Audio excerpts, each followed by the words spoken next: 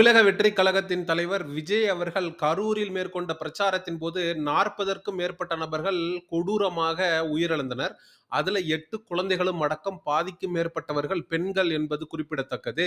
விஜய் அவர்கள இந்த சம்பவத்துக்கு அப்புறம் சமூக ஊடகங்கள்ல நம்ம காயடிச்சு வர்றோம். போதாத குறைக்கு இப்ப சென்னை உயர்நீதிமன்றமும், மதுரை உயர்நீதிமன்ற கிளையும் மாறி மாறி விஜயையும், விஜய் கட்சியுடைய நிர்வாகிகளையும் காயடிச்சு விட்டிருக்கு. அது மட்டுமல்லாமல் விஜய் அவர்கள் மீது செருப்பு வீசிய நபர் யார் என்பதும் தெரிய வந்திருக்கு.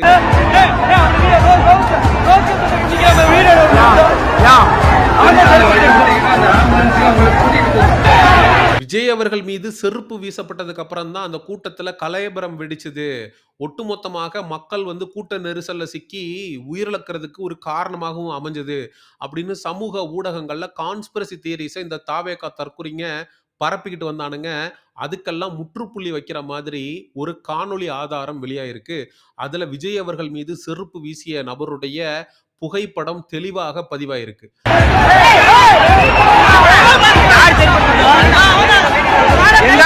அந்த நபர் ஒரு ரோஸ் கலர் சட்டை அணிஞ்சிருக்காரு.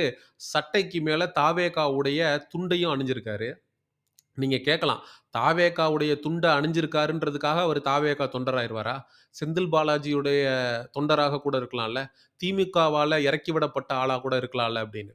அதாவது அந்த நபர் செருப்பெடுத்து எரிஞ்சதுக்கு அப்புறம் தான் அங்க கீழ இருக்கிறவங்கலாம் மயக்கம் போட்டு விழுந்தாங்களான்னு கேட்டா இல்ல.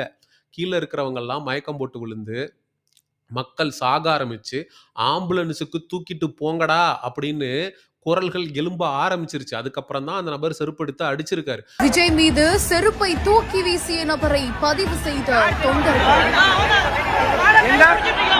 பல சர்ச்சைகளுக்கு மத்தியில் வெளியாகி பரபரப்பை கிளப்பிய வீடியோ காட்சி. அந்த செருப்பெடுத்து அடிச்சதுக்கு காரணமும் விஜய் அவர்களுடைய கவனத்தை இந்த பக்கமாக திசை திருப்பணும் அப்படின்னு தான். வீசப்பட்டது செருப்பு மட்டும் இல்ல, பாட்டில், தேங்காய் போன்ற கையில் கிடைக்கக்கூடியத வீசி மக்கள் அவங்களுடைய கவனத்திற்கு விஜயை திருப்பணுன்றதுக்காக செஞ்சிருக்காங்க. இந்த நிலையில தான் பல சர்ச்சைகளுக்கு இடையில இப்போ இந்த ஒரு வீடியோ வெளியாகி இருக்குது. அந்த ஒரு வீடியோவுல பிரச்சார கூட்டத்துல விஜய் பேசிக் கொண்டிருக்கும் பொழுதே சைட்ல இருக்கக்கூடிய தொண்டர்கள்ல ஒருத்தர் மயக்கம் அடைந்து விழுவதும், அவருக்கு அருகில் இருக்கக்கூடிய தொண்டர்கள் எல்லாம் சேர்ந்து அவரோட நெஞ்சில கை வைத்து அமுக்கி அவருக்கு முதலுதவி செய்த காட்சிகளும் பதிவாகி இருக்குது. இதோட மட்டும் இல்லாம டிரான்ஸ்பார்ம் கம்பத்து மேல ஏறி உட்கார்ந்து விஜய் மேல செருப்பு வீசிய அந்த ஒரு நபரோட வீடியோ காட்சிகள் அப்படின்றதும் வெளியாகி இருக்குது. அது மட்டுமல்லாமல் புஷி ஆனந்த் அவர்கள் எந்த நேரம் வேணுமானாலும் கைது செய்யப்படலாம். ஏனென்றால் அவருடைய பிணை கோரிய மனு தள்ளுபடி செய்யப்பட்டிருக்கு. முதல்ல விஜய் அவர்களை உயர்நீதிமன்றம் எப்படி காயடிச்சது அப்படிங்கிறத பார்க்கணும். மாண்புமிகு நீதி அரசருக்கு நம்ம நன்றி சொல்லியே ஆகணும். ஏகப்பட்ட கேள்விகளை எழுப்பியிருக்கு உயர்நீதிமன்றம். கிட்டத்தட்ட காவல்துறையால கிட்டத்தட்ட 11 கண்டிஷன்ஸ் போடப்பட்டிருக்கு. அதுல 2 கண்டிஷன்ஸை மட்டும்தான் தாவேகா தரப்புல இருந்து ஃபாலோ பண்ணப்பட்டதாக சொல்லப்பட்டிருக்கிறது. அது மட்டுமல்லாமல் தாவேகா தரப்புல ஆஜராகி பேசின வழக்கறிஞர் இது அரசாங்கத்தினுடைய திட்டமிட்ட சதி, இதற்கும் தமிழக வெற்றி கழகத்திற்கும் எந்த தொடர்பும் இல்லை என்று பேசியிருந்தார். அரசு தரப்பு உங்க மேல கடுமையான குற்றச்சாட்டுகள் வச்சிருக்காங்க. நீங்க டயத்துக்கு வரல, சமூக வலைதளத்துல 12 மணின்னு போட்டீங்க, வேண்டுமென்றே கூட்டத்தை கூட்டீங்க, தண்ணி கொடுக்கல, நீரிழப்பு ஏற்பட்டுச்சுன்னு. இதுக்கெல்லாம் என்ன பதில் நீங்க சொன்னீங்க? எல்லாவற்றுக்கும் உரிய பதிலை நாங்கள் கொடுத்திருக்கிறோம். எங்கள் தரப்பில் எடுத்து வைத்த வாதங்களுக்கு அவர்கள் அரசு தரப்பால் திணறினார்கள். அனைத்து வாதங்களையும் எடுத்து வைத்தோம். அனைத்தும் இங்கே பதிவு செய்யப்பட்டிருக்கிறது. பதிவு செய்யப்பட்டிருக்கிற காரணத்தால் அதை பற்றி நாங்கள் இப்ப சொல்ல விரும்பவில்லை. தீர்ப்புக்கு பிறகு சொல்லுகிறோம். மாண்புமிகு நீதியரசர் அவர்கள் தமிழக வெற்றி கழகத்தினுடைய தலைவர் விஜய் அவர்களுக்கு தலைமை பண்பே இல்ல. எந்த தலைவனாவது இப்படி ஒரு துயர சம்பவம் நடக்கும்போது அந்த மக்களை விட்டு ஓடுவானா? ஏன் தமிழக வெற்றி கழகத்தினுடைய நிர்வாகிகள் பாதிக்கப்பட்டவர்களுடைய பக்கம் நிக்கல அப்படின்னு நாக்க புடுங்கிட்டு சாவுற மாதிரி கேட்டிருக்கிறாரு. அரசாங்கம் ஏன் கைகட்டி வேடிக்கை பார்க்கிறது அப்படின்னு பேசினத இவனுங்க சமூக ஊடகத்துல அரசாங்கத்தை நீதியரசர் கேள்வி கேட்டாரு. அரசாங்கம் தப்பு பண்ணிடுச்சுன்னு சொல்லிட்டாரு. டேய், அரசாங்கம் மிகப்பெரிய தப்பு பண்ணியிருக்கு. தாவேகா நிர்வாகிகளுக்கு வலைவிரித்த அரசாங்கம், தாவேகா நிர்வாகிகளை கைது செய்யணும்னு துடிக்கக்கூடிய அரசாங்கம், விஜய் அவர்கள் மீதும் வழக்கு பதிவு செஞ்சு விஜய் அவர்களையும் சிறைப்படுத்தி இருக்க வேண்டும். அதை இப்ப வரைக்கும் செய்யல அப்படிங்கிறத தான் நீதிமன்றம் அரசாங்கத்தை நோக்கி கேள்வியாக எழுப்பி இருக்குடா முட்டா பயல்களா. அப்ப விஜய் அவர்கள் மீது ஏன் நடவடிக்கை இல்லை அப்படின்னு ஒரு பக்கம் கேட்டிருக்கிறது. இன்னொரு பக்கம் மதுரை உயர்நீதிமன்றத்துல மனு தாக்கல் பண்ணியிருந்தாரு புசி ஆனந்த் அவர்கள். எனக்கு வந்து பிணை வேண்டும், என்னுடைய கௌரவத்திற்கு இது ஒரு மிகப்பெரிய பாதிப்பை ஏற்படுத்தியிருக்கு. ஆமா, பெரிய கௌரவம் சிவாஜி இவர் உள்ள போய் உட்கார்ந்தா அப்படியே இவருடைய கௌரவம் பாதிக்கப்பட்டு அப்படியே முத்து உதிர்ந்துரும்.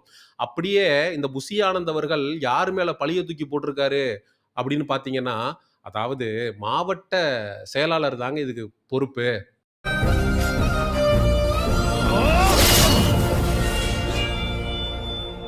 கரூர் மாவட்ட செயலாளர் ஏற்கனவே உள்ள கழிந்துட்டு தான் இருக்காரு. அவர் தான் வந்து இந்த கூட்டத்தை ஆர்கனைஸ் பண்ணது. எனக்கும் இதுக்கும் எந்த விதமான சம்பந்தமும் இல்ல. அதனால என்ன முன்ஜாமீன்ல வெளியிடணும் அப்படின்னு சொல்லி இவர் தாக்கல் செய்த மனுவை தள்ளுபடி செய்திருக்கிறது மதுரை உயர்நீதிமன்ற கிளை. ஜாமீன் வாங்கிட்டீங்களா? அண்ணே, கோயம்புத்தூர்ல இருக்க எல்லா மார்க்கெட் போயிட்டு வந்தோம்னே. மார்க்கெட்டுக்கா? ஆமாண்ணே, மஞ்சள் மீன் இருக்கின்றான், வாழை மீன் இருக்கின்றான், நெய் மீன் இருக்கின்றான், நெத்திலி மீன் இருக்கின்றான், கெண்டை மீன் இருக்கின்றான், கெளுத்தி மீன் இருக்கின்றான். இவ்வளவு ஏன் சொரா மீன் முதற்கொண்டு இருக்குங்கிறான். ஆனா நீங்க கேட்ட ஜாமீன் மட்டும் இல்லைன்ட்டாங்கண்ணே. கடல்லே இல்லையா? அது மட்டும் அல்லாமல் ஆதவ் அர்ஜுனா அவர்கள் கலவரத்தை தூண்டும் விதமாக அவருடைய எக்ஸ் தளத்துல போட்ட பதிவுக்கு ஆதவ் அர்ஜுனா மீது தக்க நடவடிக்கையை எடுக்க வேண்டும் காவல்துறை என்பதையும் வலியுறுத்தி இருக்கு. அதாவது நாம் தமிழர் கட்சி அண்ணன் சீமான் அவர்களையும், நாம் தமிழர் கட்சியுடைய சீமான் தம்பிகளான சாட்டை துரைமுருகன், இடும்பாவனம் கார்த்திக், நாம் தமிழர் கட்சி சார்ந்து செயல்படக்கூடிய நபர்கள், குறிப்பாக மக்கள் பக்கம் இருந்து மக்கள் அரசியலை பேசக்கூடிய நபர்கள், அவங்க மீது திமுக கிட்ட பெட்டி வாங்கிட்டாங்க, திமுகவுக்கு ஆதரவாக செயல்படுறாங்க அப்படின்னு தொடர்ந்து சமூக ஊடகங்கள்ல இந்த படத்தை ரிவ்யூ பண்றேன் அப்படின்னு காசை வாங்கிக்கிட்டு வாய வாடகைக்கு விடக்கூடிய சில புரோக்கர் பயலுக அண்ணன் சீமானவர்களுக்கும் நாம் தமிழர் கட்சிக்கும் எதிராக விஷம கருத்துக்களை பரப்பி வரானுங்க. ஏண்டா இப்ப உயர்நீதிமன்றமும் மதுரை உயர்நீதிமன்ற கிளையும் காரி துப்பி இருக்கே, காரி உமிழ்ந்திருக்கே விஜயையும் விஜயுடைய நிர்வாகிகளையும். இப்ப என்னடா நீங்க சொல்ல போறீங்க? நீதிபதி அவர்கள் வந்து திமுக கிட்ட காசு வாங்கிட்டாரு, பெட்டி வாங்கிட்டாருன்னு சொல்லுவீங்களாடா? சொல்லிதான் பாருங்களேன்டா. ஏன்னா கண்டெம்ட் ஆஃப் கோர்ட்னு உங்களையும் உள்ள தூக்கி வச்சு கழுதிங்க வச்சாதான் இவனுங்களுக்கு புரியும்.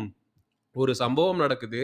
அதுல வந்து 40ற்கும் மேற்பட்ட நபர்கள் பாதிக்கப்படுறாங்கன்னா, பாதிக்கப்பட்ட நபர்கள் பக்கம் நிற்பது தாண்டா அறம். அப்படிப்பட்ட அறத்தை தான் நாம் தமிழர் கட்சி வந்து பின்பற்றுது. அங்க நேரில் சென்று நாம் தமிழர் கட்சி உறவுகள் அங்க நடந்த கொடுமையை பார்த்துட்டு, குறிப்பாக சாட்டை துரைமுருகன், இடும்பாவனம் கார்த்தி இவங்க 2 பேரும் ஒரு நரேட்டிவ செட் பண்றானுங்க இந்த தாவேகா தரப்புல இருந்து. திமுக தான் இதுக்கு பின்னாடி ஒரு மிகப்பெரிய சதியை பண்ணியிருக்குன்னு, எந்த விதமான அடிப்படை ஆதாரமும் இல்லாம. அப்படி இவனுங்க செட் பண்ண நரேட்டிவை நாம் தமிழர் கட்சி அடிச்சு நொறுக்கிருச்சு. ஏன் அப்படின்னா உண்மையிலேயே திமுக நபர்கள் இதுல ஊடுருவி எந்த விதமான சதி திட்டங்களையும் செய்யல. இதற்கு முக்கிய பொறுப்பு விஜய் அப்படிங்கிறத மக்களுக்கு முன்னாடி நாம் தமிழர் கட்சி அம்பலப்படுத்தியிருக்கு. ஒருவேளை திமுக இதற்கு பின்னணியில இருந்து செயல்பட்டிருந்துச்சுன்னா முதல்ல அதை தோலுரிச்சு காட்டியிருக்கிறது நாம் தமிழர் கட்சியா தான் இருக்கும். அப்ப இந்த நாய்ங்க விஜய் அவர்கள்ட்ட ஒவ்வொரு படமும் ரிலீஸ் ஆகிறப்ப கோல்டு காயினை வாங்கிட்டு விஜய் படம் நல்லா இருக்கு, ஹீரோயினை நல்லா டான்ஸ் ஆடினாரு ஹீரோயினோட அப்படின்னு ரிவ்யூ சொல்லி பழக்கப்பட்ட இவனுங்க இந்த வலைபேச்சு அப்படின்லாம் இருக்கிறானுங்க. அவனுங்கெல்லாம் வாய வாடகைக்கு விட்டு பொழைக்கக்கூடியவனுங்க. அவன்லாம் அண்ணன் சீமான் அவர்கள் 100 கோடி வாங்கிட்டாரு திமுக கிட்ட அப்படின்லாம் வாய் கூசாம பேசுறான். 100 கோடி நாங்க வாங்கினோம்னா எதுக்குடா நாங்க வாடகை வீட்டுல உட்காந்துருக்கிற போறோம் அடிமுட்டா பசங்களா அப்படிங்கிற கேள்விகள் நமக்கு எழுது. இப்படி வாய வாடகைக்கு விட்டு பொழைக்கக்கூடிய இவனுங்க நாம் தமிழர் கட்சி வந்து திமுக கிட்ட விலை போயிடுச்சு அப்படின்னு இவனுங்க எழுதுறானுங்கண்ணா. டே, உண்மையிலேயே நீங்க நல்லவங்க, உங்க உடம்புல நல்ல ரத்தம் ஓடுதுன்னா திமுக இதை செய்தது, செந்தில் பாலாஜி இதை செய்தாரு, அதற்கான ஆதாரங்கள் எங்க கிட்ட இருக்கு அப்படின்னு ஒரு ஆதாரங்களை வெளியிடுங்கடா. முதல்ல செருப்படுத்த அடிச்சது வந்து திமுக காரன் அப்படின்னு சொன்னானுங்க. ஆனா விஜய் அவர்களுடைய அட்டென்ஷனை வந்து கிராப் பண்ணணும் அப்படின்னு தான் பாட்டிலு, தேங்காய், செருப்புன்னு கையில கிடைக்கிறதெல்லாம் எடுத்து அடிச்சிருக்கானுங்க. அதுக்கான வீடியோ ஆதாரங்கள் வெளியே வந்திருக்கு. அதுக்கப்புறம் ஜெனரேட்டர் ரூம்ல போய் கரண்ட நிறுத்தினது வந்து திமுக ஆட்கள்னு சொன்னானுங்க.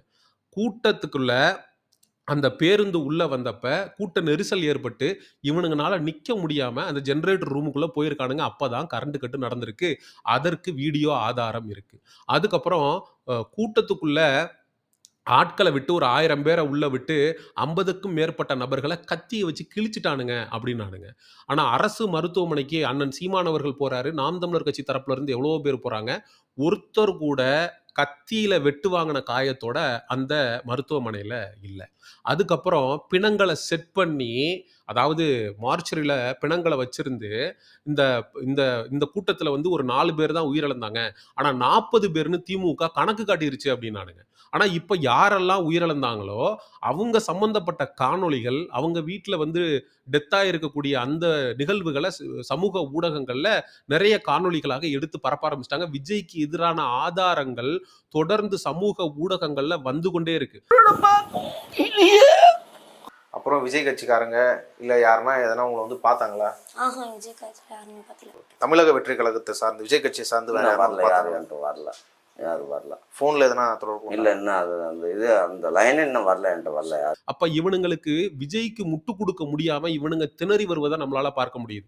எப்பயோ விஜய் கிட்ட வாங்கி தின்னு கோல்டு காயினுக்காக வேலை பார்த்த இந்த சினிமா ரிவ்யூவர் அப்படிங்கிற போர்வேல இருக்கக்கூடிய ஒன்னா நம்பர் டுபாக்கூருங்க இப்ப நாம் தமிழர் கட்சியை வந்து அண்ணன் சீமானவர்களை குறை சொல்லி குற்றம் சொல்லி சீமானவர்கள் திமுகவுக்கு முட்டு கொடுக்குறாரு அப்படின்னு வாய் கூசாம புழுகிட்டு வரானுங்க. டேய், நாங்க அறத்தின் பக்கம் நிக்கிறோம்.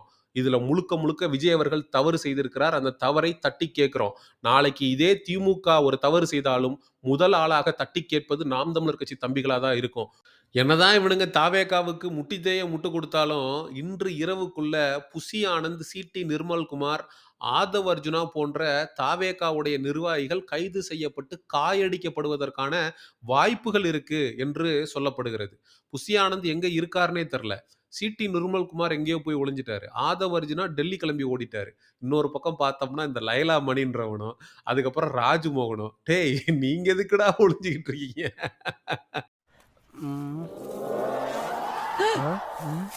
இந்த குச்சி ஐஸ் வைக்கா போர்களை ஒளிஞ்சிட்டு யாரு கூட ஐஸ் பாய் விளையாடுறா? இவனுக்கு வயசுக்கு தகுந்த சவகாசமே இல்லடா. நானும் ஒளிஞ்சுக்கிறேன், நானும் பெரிய தலைவர் தான் அப்படிங்கிற மாதிரி நீங்க ஏன்டா வந்து ஐஸ் பாய் விளையாடிக்கிட்டு இருக்கீங்க? உங்களை யாருமே தேடலடா. இவனுங்க வேற காமெடி பண்ணிட்டு இருக்கிறானுங்க. வெளில வாங்கடா, வெளில வந்து ஒரு பேட்டி கீட்டி கொடுங்க. சாட்டை வந்து சேலஞ்ச் எல்லாம் விட்டுருக்கிறாப்ல. தாவேகா நபர்கள் யாராவது ஆதாரம் இருந்தால் சாட்டையில் நேரலை செய்வதற்கு ஒரு அரிய வாய்ப்பு அப்படின்னு கான்டாக்ட் நம்பர்லாம் போட்டு பதிவு பார்த்தேன். ஆதாரம் இருந்தா போங்கடா, நேரலையில உட்காருங்க. இந்த திமுக அரசாங்கத்தை அம்பலப்படுத்துங்க.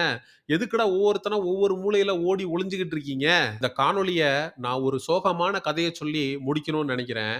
அதாவது விஜய் அவர்களுடைய கரூர் பிரச்சாரத்தின் போது நெறைய பேர் மயக்கி விழுந்திருக்கிறாங்க. அதே மாதிரி தான் ஒரு பெண் ஒருவர் மயங்கி விழுந்திருக்காங்க. அந்த பெண்ணை அங்க இருக்கக்கூடிய நபர்கள் தூக்கும்போது அந்த பெண்ணுடைய மேல் சட்டை வந்து கிழிஞ்சிருக்கிறது.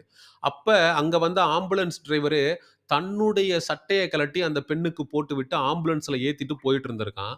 அந்த ஆம்புலன்ஸ வழிமறித்த தாவேகா தற்குறிகள், "என்னடா சட்டை இல்லாம ஆம்புலன்ஸ் ஓட்டிக்கிட்டு இருக்க?" அப்படின்னு கேட்டது மட்டுமல்லாமல், அந்த உதவ வந்த ஆம்புலன்ஸ் டிரைவர தாக்கி வாயில அடிச்சு, வாயில நரம்பு கட்டாயி ரத்தம் ஊத்துன்னு ஊத்தியிருக்கு. அந்த ஆம்புலன்ஸ் டிரைவர் இப்ப வந்து அந்த நபருக்கு நடந்த கொடுமைய சொல்லி விளக்கி இருக்கிறான். "சட்டை எங்கடா? சட்டை இல்லாம ஏன்டா வந்த? உனக்கு வயசு என்ன?" அப்படின்னு கேட்டு அவங்க பேசாடு கடிக்கிறாங்க. கூட்டத்துல ஒரு அக்கா மயங்கி விழுந்துட்டாங்கண்ணா. அந்த அக்காவை எல்லாரும் தூக்குறேன்னு சொல்லி ட்ரெஸ் எல்லாம் கிழிச்சிட்டாங்கண்ணா. என்னோட டிஷர்ட் எடுத்து அவங்களுக்கு மாட்டி விட்டாங்கண்ணா. மாட்டி விட்டு அவங்களை கொண்டு போய் பக்கத்தால அச்சே ஹாஸ்பிட்டல் இருந்ததுங்க, அங்க சேர்த்து விட்டாங்கண்ணா. ஒரு அக்காவுக்கு ட்ரெஸ் எல்லாம் கிழிஞ்சு போயிருச்சு. அந்த அக்காவுக்கு ஏன் பனியனை கழட்டி கொடுத்துட்டு நான் ஹாஸ்பிட்டல்ல கொண்டு போகணும். அப்ப என்ன நடந்துட்டு இருக்கு, ஏது நடந்துட்டு இருக்கு அப்படிங்கிற அடிப்படை அறிவில்லாம ஒட்டுமொத்த கூட்டமும் செயல்பட்டிருக்கு, இந்த விஜய் அவர்கள் உட்பட. இந்த ஒட்டுமொத்த தமிழக வெற்றி கழகமும் கலைக்கப்பட வேண்டிய கட்சி. தேர்தல் ஆணையம் இந்த கட்சியினுடைய பதிவை நீக்கி உத்தரவிடணும். உயர்நீதிமன்றமோ உச்ச நீதிமன்றமோ இதுல உடனடியாக தலையிட்டு விஜயையும் இந்த தமிழக வெற்றி கழகத்தையும் நிரந்தரமாக தடை செய்ய வேண்டும். இல்லைன்னா இன்னைக்கு 40 அப்படிங்கிறது நாளைக்கு 400 ஆகும், நாளை கழிச்சு 4000 ஆகும் அப்படிங்கிறத சொல்லி எச்சரிச்சு இந்த காணொலியை நிறைவு செய்றேன். அடுத்த ஒரு காணொலி பதிவில் சந்திப்போம். நன்றி, வணக்கம். செங்குருதி செய்யோனே, வங்கோடிய வேலோனே, செவ்வளரி தோளோனே, எங்குடிய காப்போனே.